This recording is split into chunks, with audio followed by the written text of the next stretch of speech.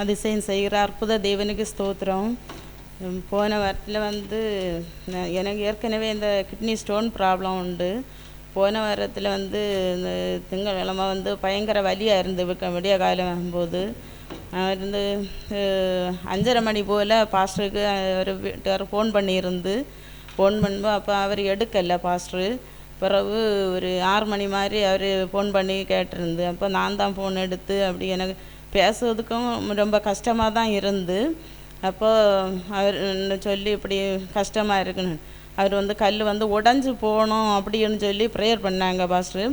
அது ஒரு 6:30 மணிக்கெல்லாம் எனக்கு அது வெளியே வந்துட்டு கல். ஆனால் இதுக்கு முன்னாடி வர்றது முழுசாகவே நிறைய பச்சளை சாப்பிட்டு வந்திருக்கு, ஹாஸ்பிட்டல் மருந்துலேயும் வந்திருக்கு.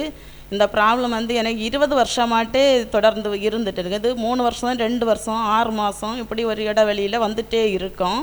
அது ரொம்ப கஷ்டமாக இருக்கும்.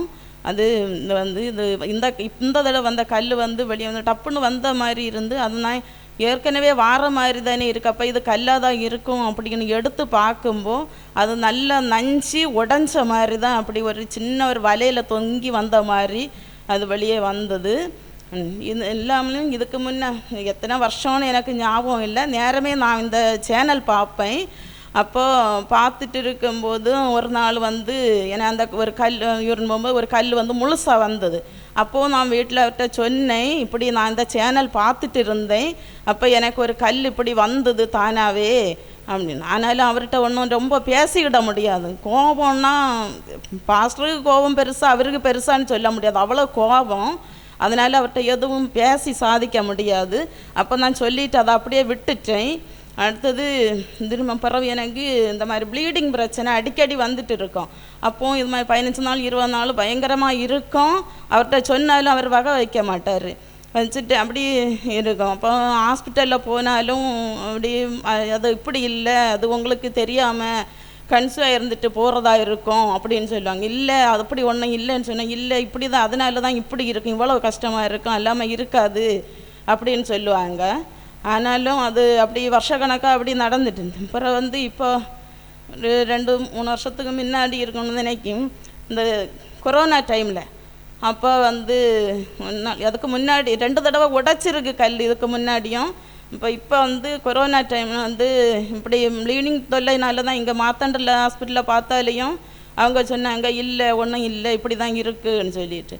பிறகு நார்மல் போனப்போ அங்கே சொன்னாங்க, ஸ்கேன் பண்ணிட்டு கல் இருக்கிறதுனால தான் இப்படி இருக்குது அப்படின்னு. பிறகு கல்லை உடைச்சிட்டாங்க, திருப்பியும் அப்படியே வந்துட்டு இருந்தோம். பிறகு பார்த்தா எனக்கு ரொம்ப கஷ்டம், அப்படி எழும்பி நிற்கவும் முடியாது, பேசியதுக்கும் பலன் இருக்காது. ஆனாலும் ஒவ்வொரு நாளும் வீட்டில் உள்ள கடமைகளை செய்ய தேவன் எனக்கு பலன் தருவார். அப்படி இடுப்பில் கையை பிடிச்சிட்டு குனிஞ்சு நுமுந்து செவரில் பிடிச்சி அப்படியெல்லாம் தான் வீட்டு கடமைகளை செய்வேன். அந்த ஒரு போஸ்ட்டு வந்தால் கூட வெளியே வாங்கிவிட முடியாது, ஆனால் அப்படி இது ஆகிட்டு இருக்கும். அப்படி பிறகு ஒரு நாள் இவர் பார்த்தாரு, உனக்கு இவ்வளவு கஷ்டமாக இருக்கா அப்படின்னு உள்ள இதை பார்த்துட்டு தான் பிறகு ஹாஸ்பிட்டல் போகணுன்னு. பிறகு எம்எல்ஏ அங்கே ஒரு லெட்ரு வாங்கி தந்துட்டு ஆசாரி பழத்துக்கு போய் 1 மாதம் ஆசாரி பழத்தில் அட்மிட் ஆகிட்டு இருந்தது. பிறகு அவங்க ட்ரீட்மெண்ட் பண்ணிவிட்டு இந்த யூட்ரஸ் க்ளீன் பண்ணுவோம் அப்படின்னு சொல்லிட்டு முதல்ல க்ளீன் பண்ணி டெஸ்ட்டுக்கு அனுப்பினாங்க. டெஸ்ட்டு வாரதுக்காக ரிப்போர்ட்டுக்காக தான் அவ்வளோ நாள் வச்சுருந்து. ஆனாலும் அந்த ரிப்போர்ட் வந்த பிறகு பார்த்தா அவங்களுக்கு டெஸ்ட்டு போதுமான அளவு கிடைக்கல அப்படின்னு தான் இருந்து, திரும்பவும் அப்படி டெஸ்ட் எடுக்கணும்னு. அப்போ பாஸ்டர் சொல்லுவாங்களே, அந்த இது ஒரு பாட்டை சொல்லுவாங்க, ஆனால் அது ஞாபகத்தில் வராது. 2 லைன் தான் எனக்கு ஞாபகத்தில் இருக்கும், அந்த சிங்கக்கவியோ பாட்டு. அதை மட்டும்தான் 2 லைனில் தான் மனசில் பாடிட்டே இருந்தேன், வெளியே பாடல, மனசுலேயே தான் பாடிட்டு இருந்தேன். அப்போ இந்த ட்ரிப்பு போடுறதுக்கெல்லாம் எனக்கு குத்தினாலும் மெயின் கிடைக்காது, அப்படி நல்லா அடித்து அப்படி குத்தி அங்கே நிறைய இடத்துல குத்தினா தான் அது போகும் ட்ரிப்பு போகணுன்னாலும். அப்போ நான் சொன்னேன், ஒரு ஆம்பிளை தான் குத்தினாங்க. அவன் சொன்னேன், சார் எனக்கு அது இந்த குத்துக்கிட கஷ்டமாகும், அது பேசியன்ட்டே இப்படி சொன்னால் எப்படின்னு சொல்லிட்டு இருந்தாங்க. பிறகு குத்தி எப்படி அந்த ட்ரீட்மெண்ட்டில் ரிப்போர்ட் அப்படி வந்தது. அதுக்கு பிறகு நாங்கள் போகலை, கொஞ்ச நாள் கழிஞ்ச பிறகு அந்த மருந்துலே நின்று.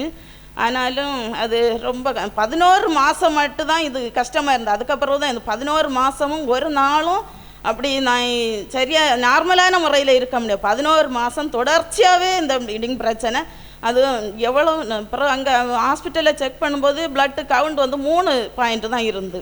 அந்த 3 பாயிண்ட்லேயும் ஆண்டவர் என்ன இவ்வளவு உயிரோட வச்சிருக்காருன்னா அது தேவனுக்கு கிருபையினால தான் நான் அது இப்படி இருக்க முடியுது.